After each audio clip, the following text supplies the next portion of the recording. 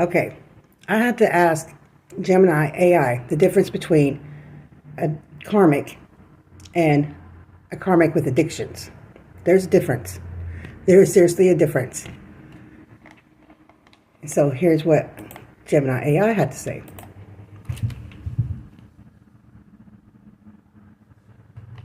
Let me get him on here.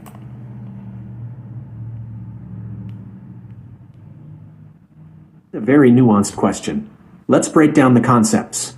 1. Karmic, general understanding in spiritual contexts. In many spiritual beliefs, a karmic relationship or situation refers to a connection or circumstance that is believed to be a result of actions, karma, from past lives or significant past experiences within this lifetime. The core ideas are usually unresolved issues, lessons. You've come together with a person or are in a situation to learn specific lessons, heal old wounds, or balance out past actions.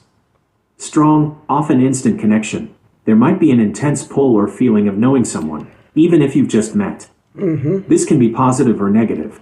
Repetitive patterns. You might find yourselves repeating similar dynamics or facing recurring challenges until the underlying lesson is learned. Significant growth. These relationships or situations, while often challenging, are seen as major catalysts for personal and spiritual growth. Not necessarily forever, the purpose is often the lesson or the balancing of karma, not necessarily a lifelong partnership in the traditional sense, though some can evolve. Once the lesson is learned or the karma is resolved, the intensity might fade, or the relationship might transform or end. 2. Karmic, in the context of drug abuse and marijuana abuse.